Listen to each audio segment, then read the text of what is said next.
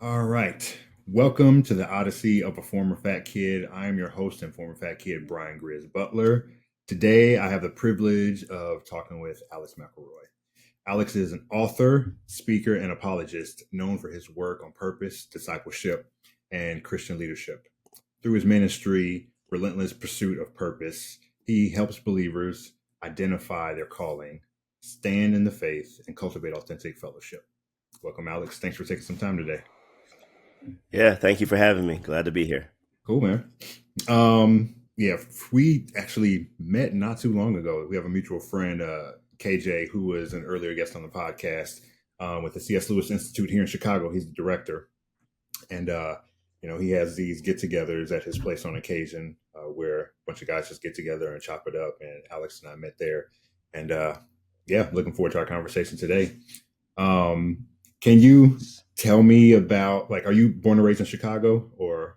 No, Okay. I was born in DC. I grew up in Maryland, and we moved to Virginia in eighth grade. Okay. Um, yeah, so my dad passed away when I was 11.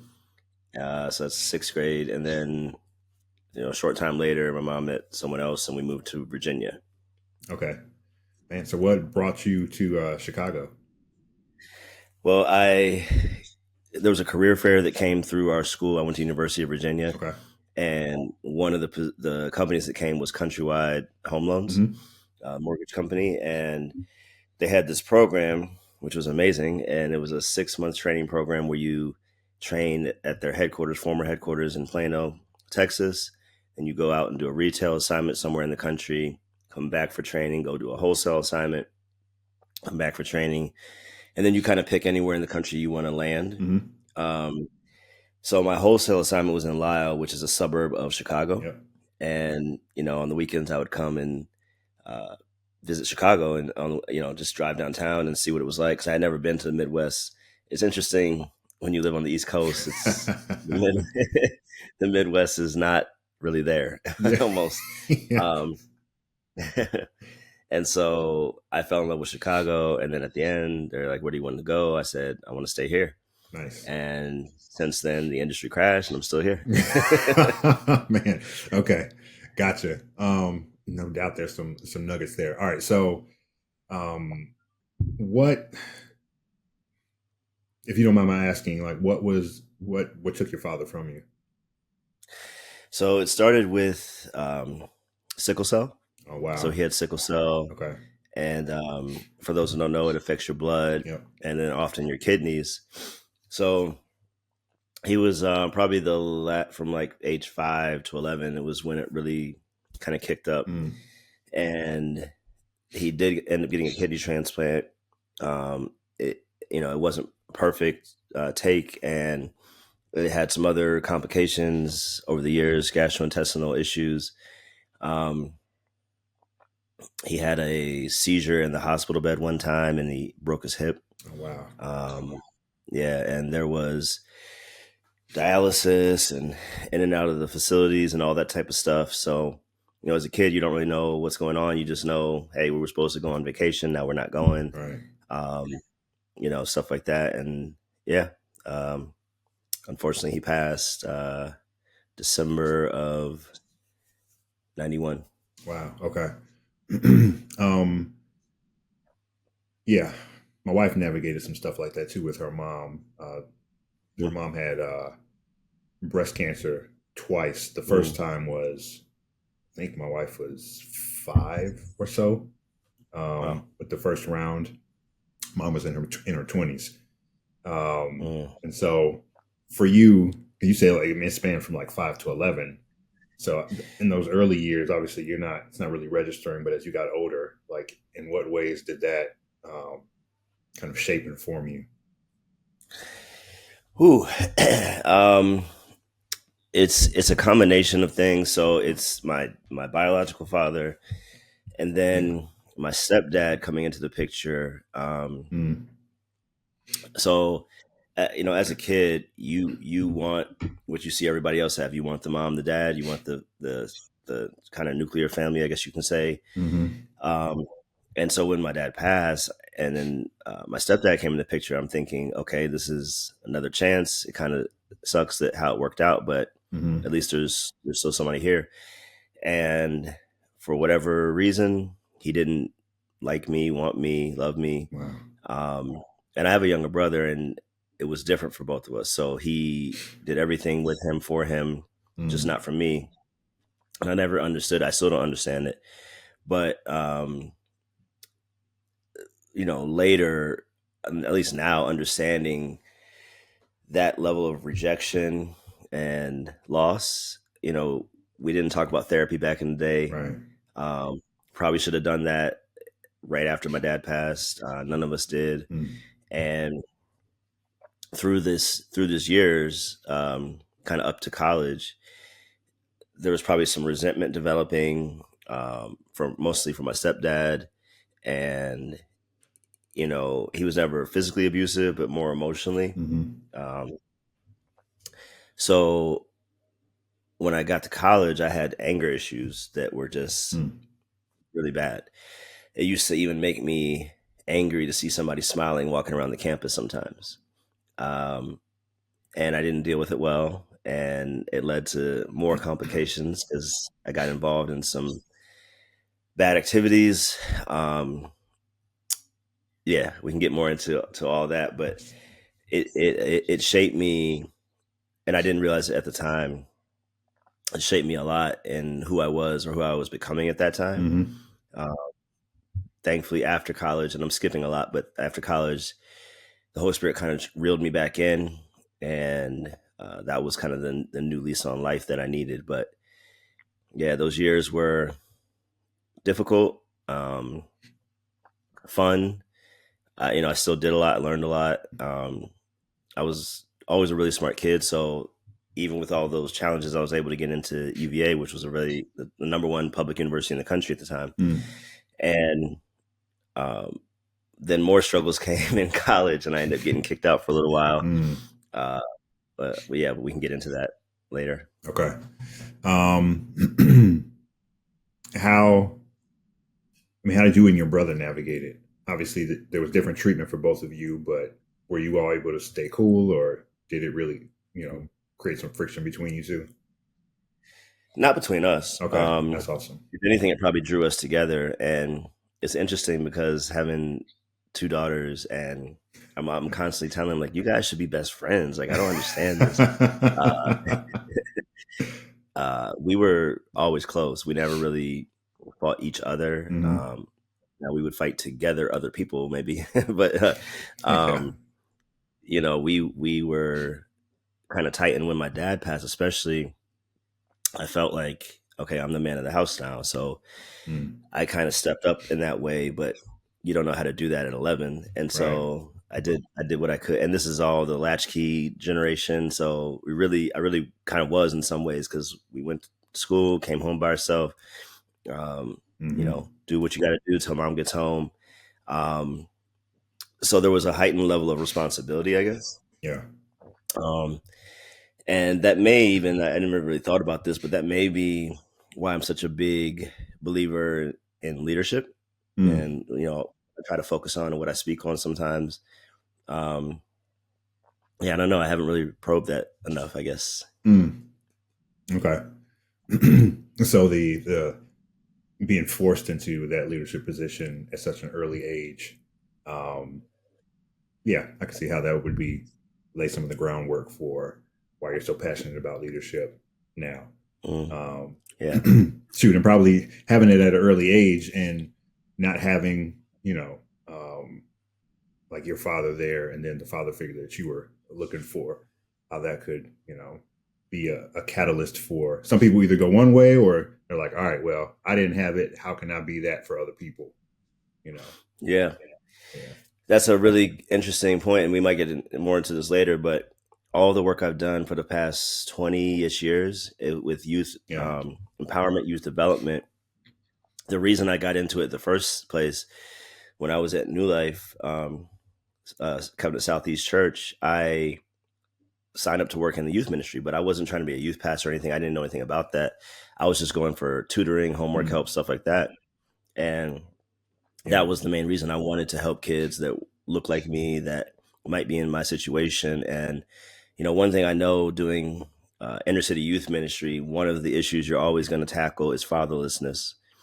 And so Mm-hmm. my testimony, my background helps me help other kids not go down the path that I eventually went down. Mm-hmm. So when I was in college, where it really went bad, is I started getting involved in drugs and, you know, selling them too, and um, a lot of kind of nefarious activities, and led to some arrests. And it was all very much out of character for how I had lived all the years up until then. I was pretty much a good kid and really get in that kind of trouble. Mm-hmm.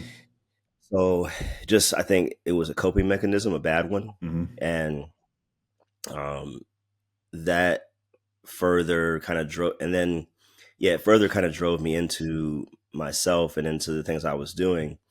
I was telling somebody the other day that you get in too deep and you don't know how to get out. Yeah. So it kind of, once it became who I was or what I did, um, I stopped going to church because I felt too dirty to go to church, Mm-hmm. which I didn't have anybody tell me that's the one place you need to go. Mm-hmm. Um, because I didn't really talk to my mom about this stuff. So Mm-hmm. um, those struggles, compounded with everything else. I think second year, I got kicked out for academic probation, which was a year long leave from school. And so I got a job and I was working, but in that same time, part of my anger issues had led me to get angry at somebody, and I punched through their door. I broke my hand. Mm-hmm. And so my mom has taken me to all these different psychiatrists, I think about 7 of them, and just trying to find the right fit. And one of them really clicked, and he really kind of understood me, and it led to the eventual conclusion that I had ADHD. Now that doesn't explain all this stuff I did, but it does explain. Like I said, I was always a smart kid, but I could never finish a whole book my whole life. Mm-hmm. And I just thought, okay, get enough so you can get the A on the test and Mm-hmm. then move on. But he said something that a lot of people who, especially if you have a certain level of intelligence, you can hit a plateau. And where that plateau hits is, senior year high school, freshman, like wherever it hits that's as far as you can go, just kind of faking it till you make it. And at a very rigorous school such as UVA, I couldn't do that. And I was pre-med when I first went also. Oh, wow. Okay. So, yeah. But long story short, when I got the diagnosis, I met with the dean trying to get back in, and they changed the year suspension to a 6-month medical withdrawal. Okay. So I was only having to miss a semester. And then my last year, I went January through December just to finish everything. Because I didn't want to, I knew I was smart enough. I knew I could do it. And I didn't want to be another statistic, another, oh, he almost made it, or he had so much potential. I was like, no, that's not going to be my story. And that's one of the messages that I've shared with a lot of kids. I've spoken at, the entire junior class at schools. Yeah. And shared some of this, that, your circumstances, the things that happen to you that are out of your control are out of your control, but you can always choose how you respond to them. Like you said, you can go this way or that way. Mm-hmm. And even to go one step further, when I was dating my now wife, one of the things we clicked on was, I want to be a great father because that's not what I had. And she, her parents got divorced when she was 2, I think. And so she wanted a man who would be a great father. And so now I didn't know how to be one initially. Had a lot of learning. Yeah. But yeah, that was one of the things that definitely clicked. Okay. Awesome. You mentioned that, like, during some of the dark season, eventually the Holy Spirit got a hold of you and pulled you back. You're a Christian? Yes. Mm-hmm. Yeah. And so, Yes. when did you, when did you come to know the Lord? Obviously, the Holy Spirit pulling you back implies, an earlier conversion. So when did that take place in your life? Yeah, I think I got saved when I was 10. Okay. Somewhere around there. I know it was before my dad passed. Yeah. And it's interesting because a lot of times I'll share with youth leaders or parents that, we quote the scripture, train up a child in the way they should go, and then they won't depart from it. Yeah. And what we tend to think in our mind is that that's a linear progression all the time, And that is a which it's not. promise. Yeah, That's a yeah. guarantee. Yeah. It's a guarantee. And you set the foundation Right. so that they have something to come back to. So what happened was, all the time I was doing what I was doing, I knew I was wrong. I mean, this is the other myth I always try to bust with these, especially kids in the city. Mm-hmm. There's nothing glamorous about just selling drugs or doing stuff like that, and it can appear that way. They can make it look that way, but it's not that way. Mm-hmm. I know the private struggles that people have in their mind when they're doing those types of things. I know the nights I laid my head on my pillow in my housing at the school and cried myself to sleep because I didn't like who I was, but I didn't know how to stop being who I was. Mm-hmm. And you can't show it outwardly because, you got to protect your image or whatever the case is. But Yeah. because I did know God, I knew I was far from him. Mm-hmm. And, I knew I needed to get back. I just didn't know how. And so when I got away from doing what I was doing and out of that environment, I was probably able to hear better and obey better. Mm-hmm. Yeah. Okay. How would you describe and summarize your identity during those dark times? Whew, that's a good question. I don't know if I could have at that time Right. Not at that time, but or looking even now. back. Yeah, looking back, I don't know that it was fully formed. I mean, I think I was still trying to figure out who I was, and I think that's actually a large part of what was missing is I think kids get that from their father, and you kind of get that grounding of who you are and how you should be, not just from your father, but largely. Mm-hmm. And without that, I was kind of cobbling together an identity, I guess you could say. Yeah. And it wasn't always a great one because I wasn't living the right way or doing the right things. But I knew who I was, even in those dark times. Like, I knew the promises of God. I knew he still loved me, and I knew that I had to make some changes. And so being open to that was, I think, what allowed it to happen. It was, I don't remember exactly when or what date, but I just remember feeling that I needed to get back into some kind of church. And I had one friend here that we trained with. He was also Christian. So we started going together. And, it just kind of snowballed in a good way from there. Yeah. Okay.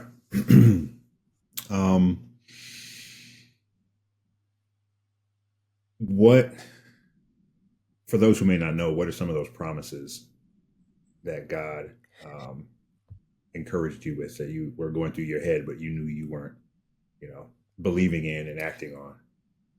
Yeah. There's a scripture in 1 Peter 5:10, I believe. It says, after you endured suffering, he shall continue to perfect, establish, strengthen, and settle you. And, that coupled with so many others, I'll never leave you nor forsake you. I will be your father. I think it's 2 Corinthians 6. And even that understanding that I had a father and have a father is and has been instrumental in my life, because so many don't, and I didn't really. And so even when I've been doing men's conferences or whatever the case, I remember 60, 70-year-old men coming to the mic crying because of where they lacked as a father or didn't have one, and they've never processed it. And so in a weird way, I'm glad I was able to process it in my 20s. But it's such a big underlying issue that we don't really address in society. That lack of input, and then what results from that, which is people just trying to figure life out for themselves and often making mistakes. And when you make mistakes, often you hurt people. And Um, that has its own snowball effect. So I think my identity was reshaped or fully shaped when I got back into the Word and I got some of the understanding of the promises God has made, Mm-hmm. um, and it kind of re-centered me and it gave me, yeah, like a renewed sense of identity Mm. and purpose as well. Mm. Okay. Um, I was listening to a conversation the other day with like the Perrys. They had on Dr. Eric Mason on the show, and a little piece of the conversation landed on um, parents. And Dr. Eric Mason mentioned there have been times where he's counseling young men who are married and also have children. And one of the things that he cautions against is, when they say father wasn't around or father was abusive or whatever, and they're like, I want to be, the opposite of my dad, or I want to be a better dad than my dad was. And his caution is, okay, if you're a believer, then you're still setting yourself up for failure or more difficulties if your comparison is to not be like my dad instead of Mm, looking towards, God the Father, yeah. and how has that, because you alluded to some of it, wasn't until you got back into the Word, you're learning how to be a father and stuff. Kind of what does that journey looks like for you over the years? Yeah. So I think after I got out of school, probably the first 5 books I read were How to Be a Man. Mm. Got some of them over here. Um, Yeah. and it's like, so the proper way to learn, ideally, obviously, is mom, dad in the home. Yeah. If you're a son, you're learning how to be a man, and you're learning what to look for in a woman. If you're a daughter, you're learning how to be a woman and what to look for in a man. Mm. And when one of those two pieces is missing, you just figure it out. And I agree with him, and I've actually had Eric Mason speak at one of my conferences before. Mm. Um, the the books I was reading were just trying to ground me in some principles of what it is to be a man, especially a man of God, and a husband and a father and things like that. Mm. And started going to men's retreats, men's conferences. I'm in a men's group. I hang out with other guys, like you said, at KJ's house, and just trying to get as much experiential learning and peer-to-peer learning as I could over these last 20-ish years, Yeah. um, to kind of almost catch up, uh, to where I should have been, ideally. And so it had to be very intentional Mm. because, um, even with mentors who have mentored me, I remember going to one. Pastor Tim was amazing. Mm. I was like, hey, look, I need you to disciple me. And it wasn't just in being a father or a man, it was in the Word, it was in everything. Yeah. Watching examples of people I respected in the church and like, okay, let me see how they act with their wife, and just all that type of stuff. And um, learning what mistakes have been made that I don't want to make, that I hadn't made yet. And, because there was enough to be made already. Uh, that was what I had to do. So it had to be very intentional with my learning process in that. Mm. Okay. Good. Good.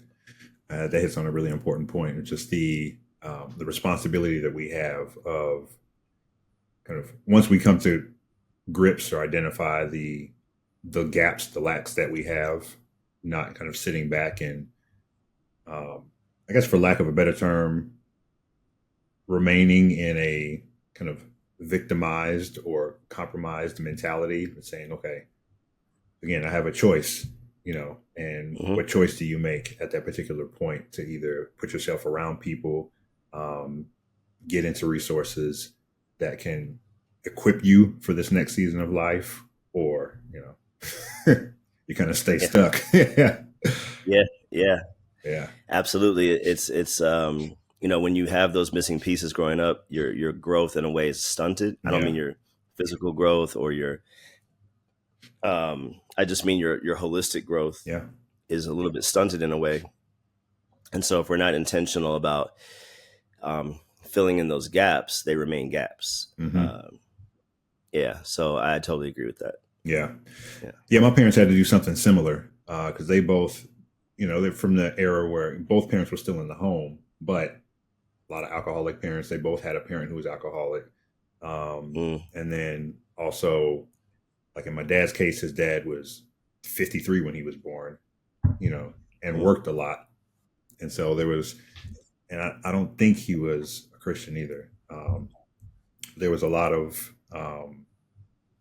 I work, I provide, but not engagement, not teaching, mentoring, all that stuff. And so, mm-hmm. and then God gave him four boys, and a girl. And so, so he's coming to it with a blank slate, like, I don't have any instruction on how to do this.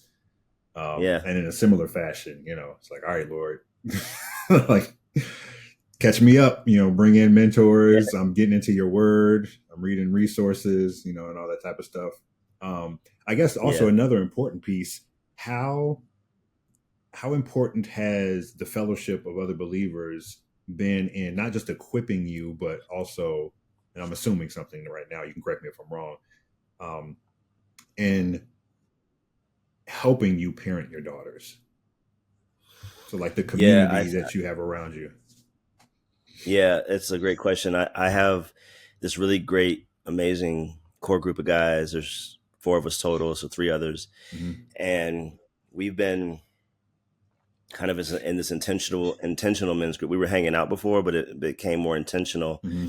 and we started reading books together, and then the group grew, and then we had to make another group because it got too big, and one, But what I found is a lot of men don't have that, and they want it, and they need it.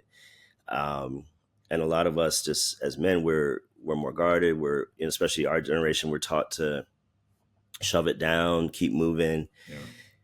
So you do that until you realize it's deeply unhealthy. And uh, I don't think I'd be here on your podcast or even doing what I do in life without those guys. Mm. They also act as accountability, as guardrails. We confess sin to each other. Like without that core, it would be very easy, even with being a pastor and knowing what I know, to kind of drift off and do my own thing. Mm-hmm. And in fact, one of these books, when I was getting my master's, it was a book on spiritual formation, and my master's is apologetics, so it's not directly connected to that. Mm-hmm. But in the first, or in the introduction, maybe, but even before the first chapter, the author talks about this study, the survey he did with men who have fallen while in ministry through Mm. sexual sin or whatever. And he asked them all about their accountability circle. And all of them said, I don't have one and I've never had one. Man. And I'm like, that is, and even when we see today, every story we see, this pastor, I, I think, and I know some who have fallen, and this is true for them too. And so that's one of the things I was able to learn early on, that, okay, this is my best guardrail. One of them, outside of my wife and outside of God, to kind of keep me in line, keep me thinking the right things, doing the right things. Mm-hmm. Because I think we can grow and get to a certain level of either intelligence or success and think, okay, I got this. I'm good. I don't need any help anymore. And Mm-hmm. that's usually the moment right before you fall. So Yeah. Man. Yeah, that's so important. Man. Yeah, that hits home because I'm in the place now where the, like you said, a lot of guys don't have that core group of guys. I had it for a season, but like, yeah, ever since COVID, and I think even a little bit leading up to that, there's been a drought. And so, mm, from me and my wife. And so there's like, all right, mm, Lord, what does this next season look like? How do we build that community that can, yeah, of people who can walk with us, for the next, God willing, 15, 20, 30 years. You know? yeah, yeah. Yeah. I mean, on top of that, I also co-pastor a house church, so it's really tight knit. Yeah. When you go from 12,000 person church to a 20-person church, it's a huge difference. But it's a benefit and a blessing in so many ways, and then not denigrating anything else bigger. But in a church that size, it's easy to get lost, and there's people that come with issues like we all do to church, and Mm-hmm. that fellowship is there, but it's not really there. Whereas here, we share, we break down the word, and then we eat together, and we know each other and we're in each other's lives, and that's another not just guardrail but also source of encouragement, source of discipleship, source of intellectual growth as well. Hmm. So whatever that community for somebody looks like, they need one, Yeah, however it looks. absolutely. Um, what? Hmm. I say is one of the really important parts. I mean, in your work, you've probably seen the studies and stuff. Especially since COVID, there's been a drastic uptick in loneliness, isolation. A lot of people are online, and there's a sense of community online. But again, there's nothing that can replace sitting next to somebody, sharing a meal with someone, when you need it, being able to be hugged by someone, um, and be known in that way. What would be some words of encouragement? Because obviously, during the pandemic too, and I guess in some of the years preceding that, with a lot of like the racial unrest, there are a lot of people who still claim to be Christian, but they've walked away from the church and are separated from the fellowship that we're talking about now. And we've already hit a little bit on the importance of having that fellowship, the guardrails, if you will. Um, how are you with the young folks that you're counseling, some of the other people in your life? How are you helping them kind of navigate the importance of, or recognize the importance of, and navigate finding and remaining with solid fellowship? That's good. I have a YouTube channel called Relentless Pursuit of Purpose, Hmm. and do apologetic videos or just anything that I think will help people. And I did one time, maybe last year, a couple years ago, about this whole idea of I'm leaving the church, Mm. and it wasn't specifically on deconstruction. Hmm. I've done those too, Yeah. but this was more the person, I think you're like type you're referring to, that says, I love God, I just don't like the church, or Yeah. I'm just spiritual, right? Hmm. So here's the problem with that. There's several problems: logical, theological. Mm. And if Christ is the head of a body, you can't be connected to the head without a body. That's one. Two, he told us that is we're not to disdain the fellowship of the saints, and so we have a responsibility, we have a command Hmm. to engage in that fellowship. And so I think what people are often looking for is a non-messy church, and there are none. Um, People are messy, there's so right, people are messy, yeah. and pastors included, right? And so Hmm. seeing something now, if it's something wrong, and it's especially theologically wrong, okay, maybe you might have to think about leaving. Hmm. But sometimes the issues that are there are also what you're there to help mitigate or fix. Mm. But if we always just walk away and bow out, nothing ever gets fixed. If I break my finger, I want my finger fixed Hmm. because it's part of my body. It's not the most important part, but it is a part of my body, and I want it whole. Hmm. Um, and I can put to almost any part of my body where I've injured. Like, I wanted to fix, right? I actually, during the Hmm. pandemic, I tore my pectoral tendon, Oh. and the doctor said, you don't have to get surgery on this. You can live the rest of your life without it. And technically that's true. But, this is 2020. So my kids were like 9 and 6 or something like that. Um, Hmm. but I was thinking, well, I'm not even 40 yet. I want to still play with my kids. I want to still Right. play basketball by myself. Like, I want to still do stuff, right? And Uh-huh. so for me, I did need to get the surgery because I still wanted to use my body. So I love this analogy in the Bible about the head, the body, and all that, because it's very difficult to get away from the fact that it's a unified group. It's a Mm. unified thing. The night before his execution, Jesus prayed for unity. Yeah. He could have prayed Mm. for anything. Like, why that out of all the things, right?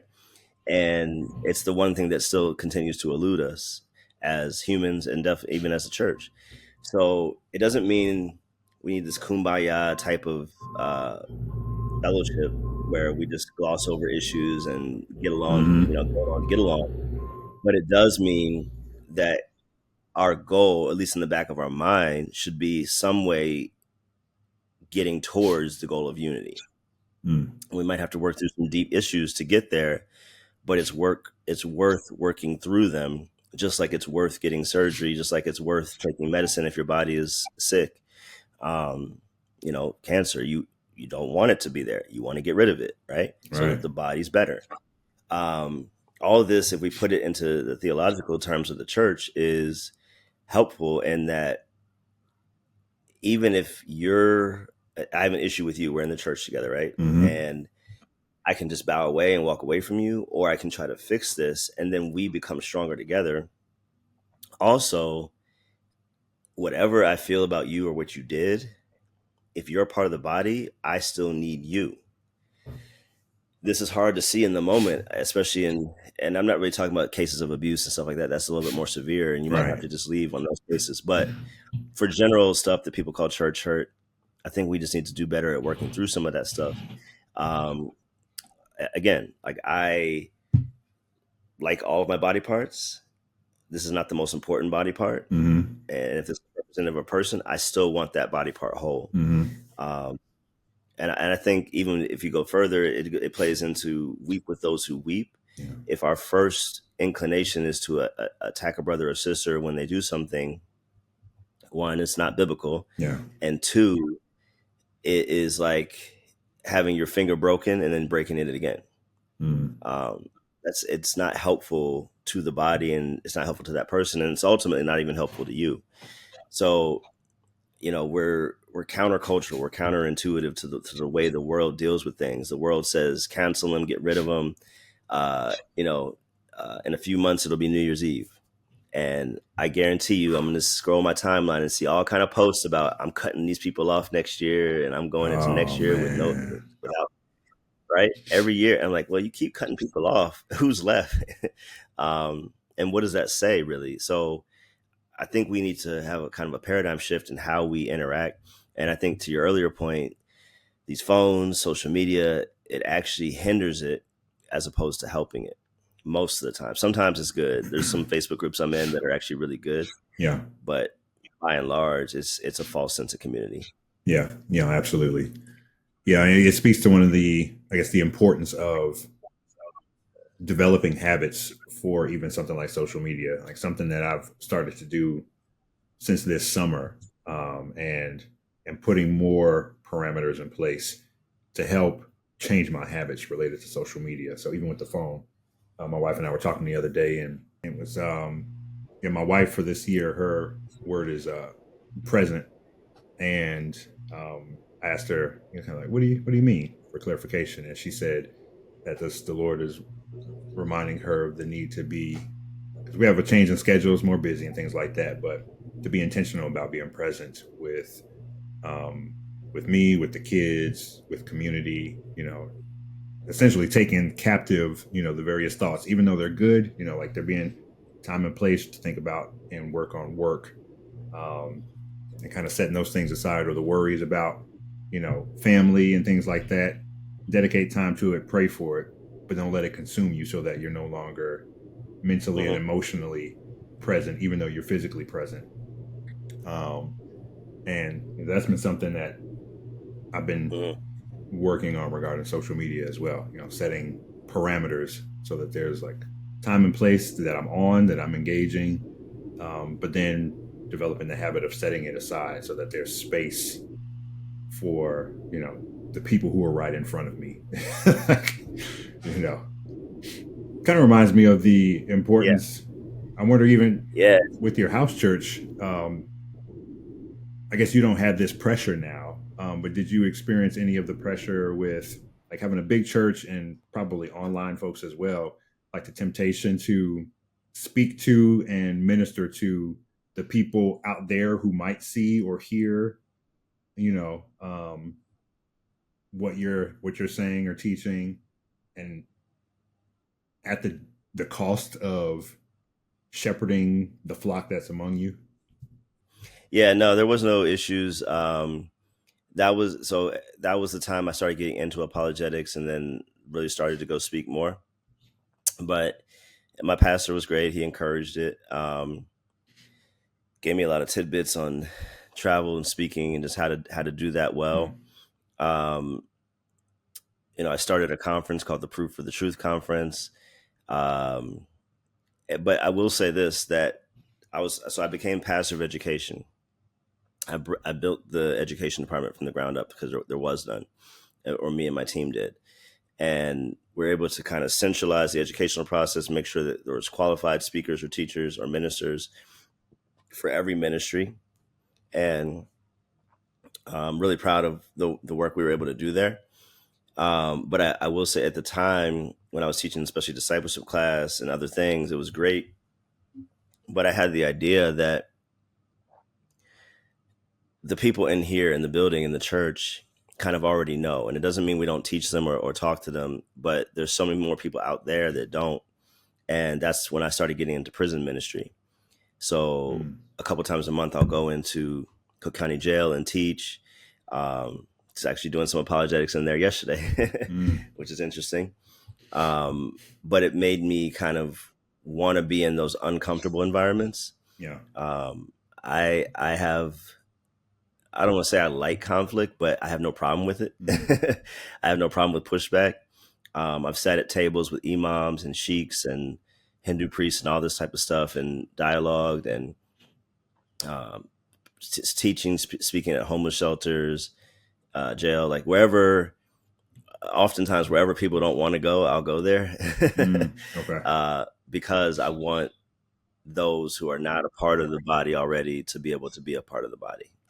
Mm, okay. Gotcha. So, would you say how would you describe your purpose now? Like in summary, how would you describe it? Yes. So at the beginning of every video I do, I say, my goal is to help everyone enter into a confirmed, confident, and eternal relationship with the source of all life and purpose. Um, it's my mission statement. It's kind of my life mission statement.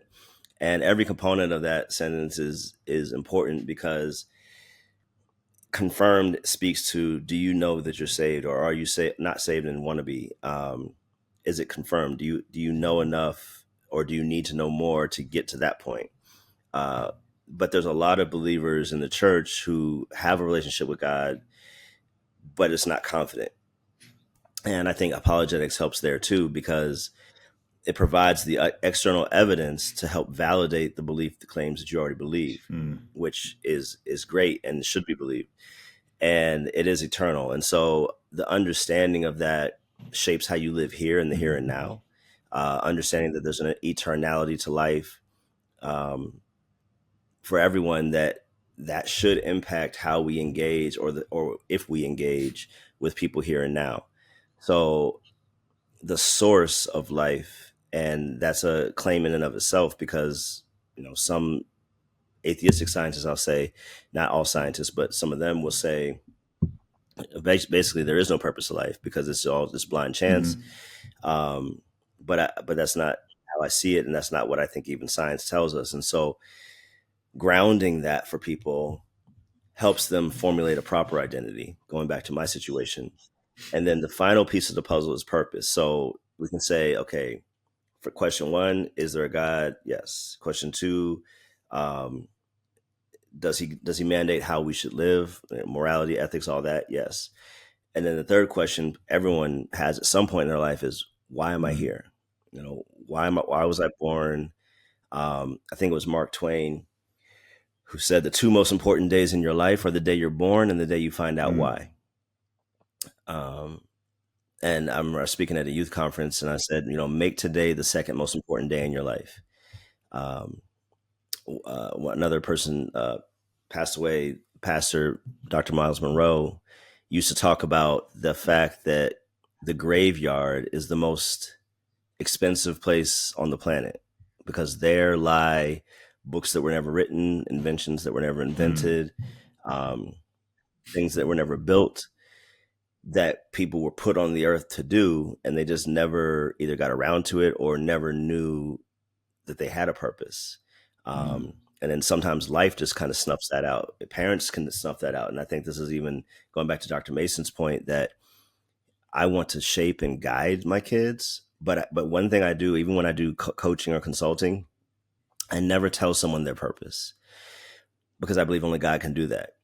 So I gave a TED talk one time, and Mm-hmm. this was not spiritual or religious because you can't do those things, but I gave kind of these 3 questions of how to help figure out your Mm-hmm. purpose. And there was about 6 or 7 that we typically use with people, but there was, it's a shorter talk. So I gave 3, and they're counterintuitive to how we're usually told to think. I'll give you one. Who do I hate? Mm-hmm. Or what do I hate? And we're told, do what you love and, find what you love, do that. And to a degree, Mm-hmm. yes. But I hate kids not having an identity. Our teen ministry was called Identity, actually. I hate people not not having or knowing their purpose, because you drift, you get frustrated, you get depressed, and then those lead to other interactions you have with Mm-hmm. people. Um, and the clarification I really want to make is your job and your purpose are not identical. They're not synonymous. Right. My purpose fits on a lot of jobs. To impact and encourage and build up youth, I can do that in a number of ways, and I do. I coach. I'm a mentor. I mentor mentors. Been a youth pastor. Been area director for Fellowship of Christian Athletes. Mm-hmm. So it's a lot of ways that can come to fruition, but the purpose doesn't Yeah. change, right? Um, and so I think sometimes even with people in a certain job or a job loss, that idea of purpose can be damaged, and it doesn't have to be. So getting people to that final step of, okay, so what am I supposed to do, Mm-hmm. God? And there are entrance points to getting that understanding, and they're different for Mm-hmm. everyone. That's another reason I don't tell people their purpose. But I think it's important for everybody to know, because living life without purpose isn't really living fully to me. Mm-hmm. Yeah. Okay. So you don't tell people what their purpose is, but you have questions that you ask to help guide people towards their purpose. And you would say that Yeah. your ultimate purpose is found in God. Um, yeah. Yes. And then you have And to make that statement simple, you could say all of our purpose is to know Christ and yeah. make him known. That's the simple overarching purpose. Now, the specific ways each person does Mm-hmm. that, like you do it, I do it, we do it differently probably. um, this podcast is helping do that. You're accomplishing your purpose in Mm-hmm. doing this. So a lot of times it's also confusing, because I don't know if this is your primary job. No, it's not my primary job. But a lot. Okay, Eventually. so this is eventually. I mean, and that's the way to look at it, I think. So people, you get into a job, and then you're like, okay, let me figure out how to force my purpose into this thing, and it may Right. not. So when I was doing insurance and financial services, many nights I would leave the office, drive down the south side to go teach, and I wasn't getting paid. So it was fulfilling my purpose. But if we're only going to say purpose, it has to be attached to income. Right. Yeah. That's not always gonna. It's not always Because gonna then once that work. income stops, So like you this, said, if the job goes away and your purpose is completely just tied to the job, then you lose your sense of purpose. mhm, yes, absolutely. And so this right here, what you're doing is taking time out of your day. It's taking time out of your natural work, but it's probably Mm-hmm. fulfilling in a different way, and maybe even a bigger way than your natural Mm-hmm. work, even though it's not providing the same income. Um, you know, you were born on purpose with a purpose, and that is something we discover in life. But one thing I would encourage people to do, if especially younger people, do homework on yourself. Look back over your life and just see if there were any clues or entrances by God to kind of help you discover that more clearly. Um, I was talking to my daughter, who's about to join a debate Mm-hmm. team. She just got into high school, and I was on the debate team in freshman in high school. And the reason was my English teacher said, "Oh, you speak well, this or that. You should join the debate team." I didn't even know what the debate team Right. was, but I joined it, and then I ended up liking it. And little did I know, what 20 years later, Mm-hmm. um, that skill set I would need in the things that I Yeah. do. I wasn't thinking, I had never even heard the word Right. apologetics back then. What is So it for anybody who doesn't know? imagine it. Yeah. And so imagine this. Imagine if you had a journal of every day of your life up until this point that you could really go back and read, like, man, at 9, oh, I was thinking this at 9. Oh, that's interesting. Oh, at 15, this happened. Most of us don't have that. We weren't keeping journals, especially guys, Right. for all of our Yeah. lives, and definitely not every day. Uh, but if we just do a little bit of thinking back, we're like, you know what? I felt really fulfilled when I did this thing, and I felt really fulfilled when I did this thing too. Um, how what does that tell me about me, and how can I integrate those things? And is there a way I can get those? Is there a job like that Mm. utilizes those things? Um, those are some clues. But back to the hate one, because I don't want to leave that hanging. So I wasn't telling people that it's not about a person you Mm-hmm. hate. More so, if you see something in society, and you're like, I hate that this keeps happening, or I hate that this keeps happening to this group, or I hate that is an indication at least that maybe you're born to solve that thing. Mm. Because if you keep seeing a problem that no one is addressing, maybe it's because you're supposed to address it. Mm. Um, that is an indication. How many inventions have happened because somebody said, well, how come no one has invented this thing? And then they do it. There was a article I wrote on my blog one time about it's this plastic container that holds Mm-hmm. bananas so they don't get smushed in your backpack or Mm-hmm. something. Like that sells. Like whoever invented that met a need, they saw a gap, they invented a product to fit in to cover a need that was in society or that people Mm-hmm. had. And it's not huge, it's not solving world hunger, but it is an indication of how this can play Mm. out. That for example, my conference in Chicago, there was no Midwest apologetics conferences that I could see or find Mm. online. So I was like, why not? So I built one. Didn't know how to build a conference, didn't know how to do any of that, but it went great. We've done 4 years now. I took a little bit of a break because I got so busy with my current Mm. job, but yeah, it was okay. There's nothing there. Put something Mm. there. Um, that's I think one way we can utilize our skill sets to not just help other people, but also to fulfill our purpose in Okay. life. A question that came to mind: how would you help a Christian in particular decipher whether or not the thing that they hate, if they have some things that come to mind, is something that they should um well, no, not not whether or not if they should seek to address it, but how do they determine whether or not it is something to appropriately hate? Mm, that's a good question. So I think coming back to the word is our best Mm. guide, and also good counsel. Wise counsel is another guardrail that we need to put in Yeah. place there. So I don't just do anything. I always seek counsel for whatever Mm. I'm doing. Um, but if the thing you're hating is backed up by what God hates, injustice, forgetting about the poor, um, lack of community fellowship, like so many organizations exist to provide that, secular and religious, because it's Mm-hmm. a human need. Um, and all those different organizations saw a gap where people were not having community. Especially there's one, I think it's called Meetup. For if you move to a new city, you can just kind of select a meetup group and go meet with some people. Um, KJ's Eagle Society. You never know who you're going to see there, but you just kind of show up and you build Mm-hmm. relationship there.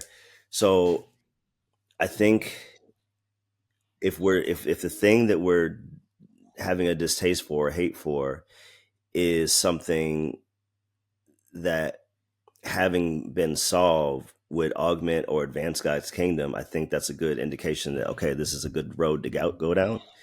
If you hate road rage. I don't know. I'm trying to think of a. Um, yeah, I mean, I guess God would hate that too, but I don't know how you saw. But maybe, again, maybe somebody does know how Right. you figure it out. I'm trying to think of one that's more More accessible. Yeah. more innocuous. Yeah. Um, I don't know. You hate fences, or I don't know, whatever Hmm. it is. Like, okay, is that really worth addressing? Are we going to get rid of fences? Like, okay, so I think that might be a wrong road to Hmm. go down. So I think grounding what it is you hate, and also why. Like, let's you have to be specific with yourself to see if there's enough teeth there for that thing to be worth addressing, or and you're in a position to be able to Hmm. address it. Um, with that, I would also say, let's say your issue is the federal government. Um, if you're not in a position or a field that can legitimately address that, then maybe you find a different way to address it on a more Hmm. ground level. Uh, for me, even with stuff that happens in the world or happens in society, I'm bothered by it, but it doesn't truly affect me in a way of me being able to do what I do, because I feel like I'm affecting the change on a ground level, face to face, as Yep. we talked about, with kids, with parents. And so, yes, I'm not changing the world, but if everyone, I won't say everyone did what I did, but if we had more people affecting local change, it would eventually be global Mm. change. So sometimes I think we can think too big, or think that we're not doing enough because we're too small, but it's a wrong way to look at it. Lives are changed one on Hmm. one. Lives are changed and impacted through relationship. You can't. I remember in our youth ministry, we would almost try to scare people away. Not really, but we wanted them to really count the cost, because the last thing we want is you come in, you want to come help save these kids, and then you're here for 2 weeks and gone again, Right. because they've already experienced enough people walking out of their Yep. lives. So we want to know, are you really about this life? Or do you really want to commit to Hmm. this? If so, be committed. And it's not going to be easy all the time, especially in the inner city Chicago. I mean, these kids nowadays have no filter. They will tell you what they think. um, but if you're called to it, then you're called to it.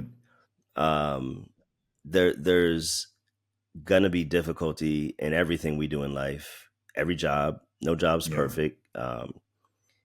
No side gig is perfect, and if we're not willing to endure the obstacles, then you might not have found your purpose. When you're in your purpose, the obstacles are just minor roadblocks that you have to overcome to get the thing Hmm. done, or to get it accomplished, because you see that the why is so much bigger than the what. And why, purpose questions are always why questions. Yeah. Do this, do this, do this. Why? Hmm. The purpose is in the why.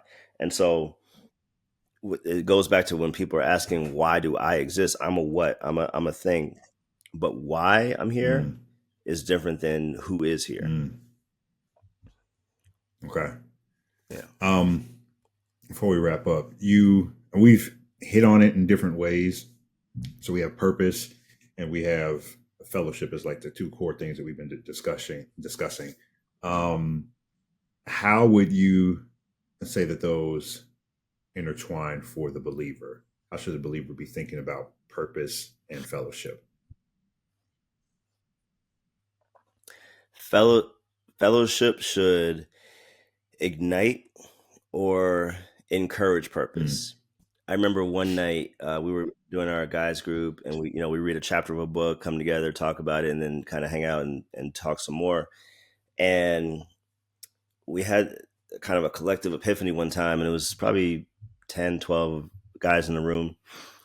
I'm like, man, do you realize in the year or 2 years or whatever it was that we've been meeting, never really talking about jobs and what we're going to do or what's next. Like, that wasn't the Hmm. focus.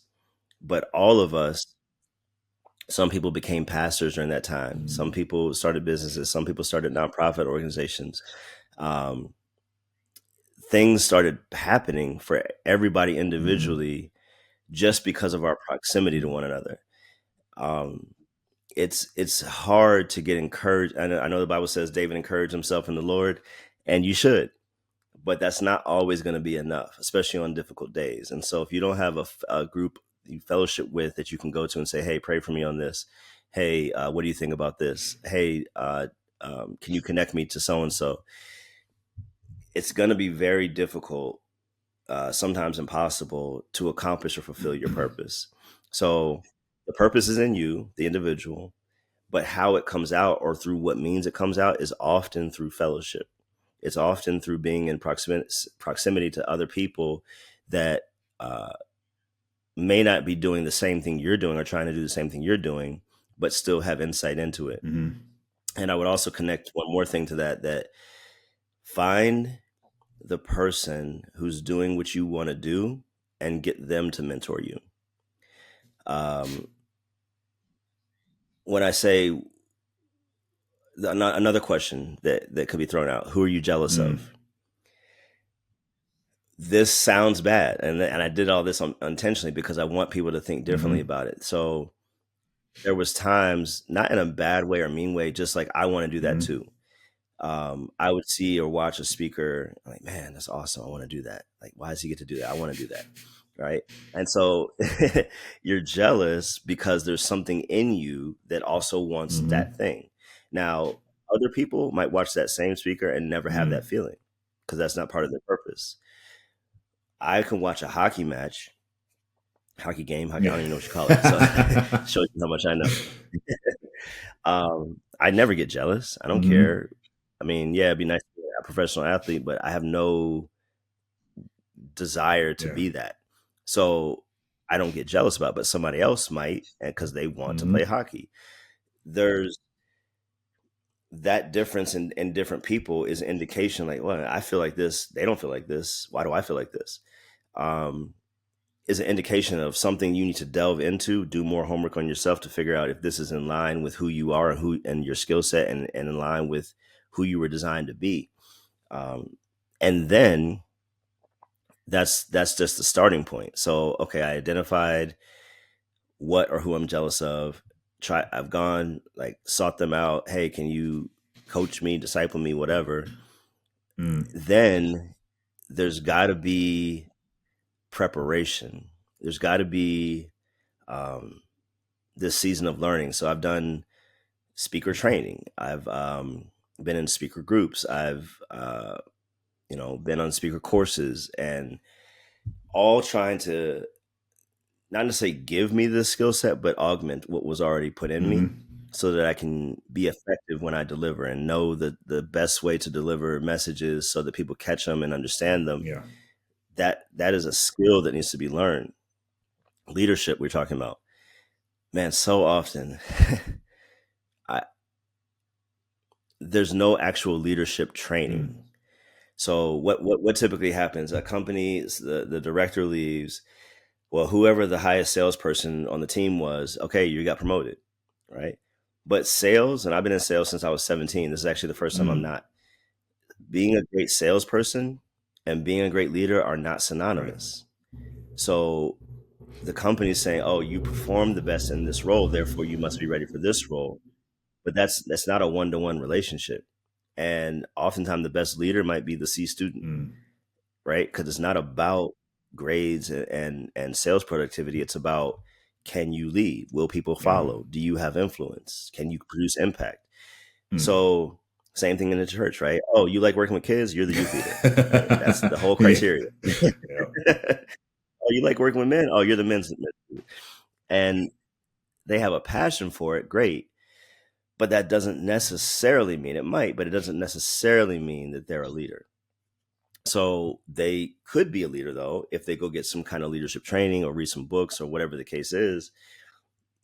But that's, again, a skill. Leadership is a skill that has to be developed. It's not just a position you have in an organization. Yeah. Okay. No, that's good. And a point of clarification for anyone, when Alex was mentioning that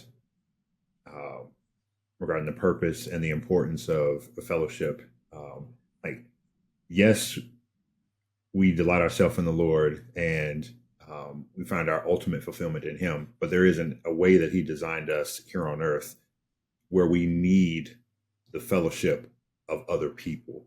And Yeah. like it wasn't good for Adam to be alone. He brought Eve. Obviously, they have a specific purpose, in that.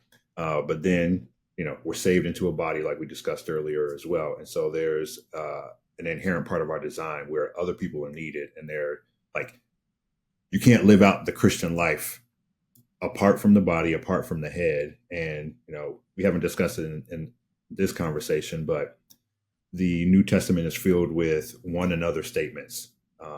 And they're all about how do we live out the Christian life. And you can't do it without other people. And so, for clarification, we're not saying your ultimate fulfillment isn't found in the Lord, but there's a particular way that He designed us to need other people. And without that, we cannot fulfill, all of the purposes that He intends for us here on earth. Yeah, well said. Well said. Yeah, there's 59 one another's, and it's literally impossible to do them by yourself. Cool. Before we close, are there, let's see, how do I want to word this? Like, what practical steps would you give for any believers who are listening, who feel stuck in kind of figuring out what their purpose is, some practical next steps that you might encourage them with? Well, the practical next step is doing the homework on yourself. Take some notes, just jot some things down. Go watch my TED Talk. Well, I'll link it. I'll link it too. I'll link it. But ask yourself these questions, and even more questions, where you can really drill down. We can say, somebody might say, I want to make the world a better place. Okay, that's not specific enough. Right. In what situation, in what circumstance, in what community, in what environment? Mm-hmm. Ask yourself this other question too: whose pain do I feel? I feel the pain of young men, especially young men, but young kids in general, who are struggling to find identity and purpose in life because of their parental situation. That's whose pain I feel. So an example somebody uses a lot, one of my friends, that if you're watching the news and this old lady gets taken advantage of by her mechanic, and they're putting, the story of they're investigating the mechanic, we all don't want that to happen. It makes me upset that it happened to someone, but I'll probably be able to go on with my day once the news story is ended. Not because I don't care about the older lady, but that's not the pain I ultimately feel.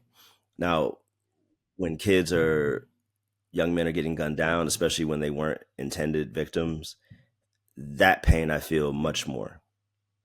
Even not even killed, just involved in situations that it's not fair for them to be involved in, and that they didn't get themselves into. I feel their pain. I feel the lack of hope, the lack of understanding that comes with that. And so that's an indication: whose pain do I feel? Whose tears do I resonate with? All those types of things. So you can kind of figure out the target audience for who your purpose is designed for. Some people are in the creative community, so you have a heart for dancers and singers and entertainers, and you want to impact them. Yeah. That's probably not my wheelhouse, right? So all bases should be covered if everybody's living in their purpose. We shouldn't have any infighting or stepping on each other's toes if we're all doing our purpose, because God's not schizophrenic. God's not confused. You're doing this, and it doesn't matter who other people have a podcast. You're doing it this way for this reason, based on this theme, right? There is no competition when we're living in our purpose.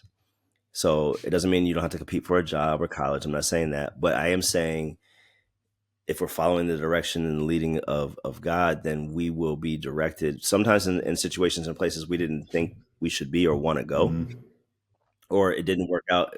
For us, it looks like it didn't work out the way we wanted, but actually He was setting us up for it to work out the best way possible. And so that understanding is necessary so you can actually navigate the different circumstances in life that come, especially the ones that are not in your control. Yeah. Okay. Um, and yeah, and a lot of that just has broad application in general. So, I mean, if you're listening to this podcast and Yeah. you're not a Christian, obviously there's a lot that you can glean from this. But one thing I will, leave you all with as well for the listeners is, and you probably noticed that um, purpose and people in our conversation are inseparable. And so, if you land on a Mhm. purpose that isn't in service of others, then it will ultimately leave you unfulfilled because it'll just be Mhm. self-serving.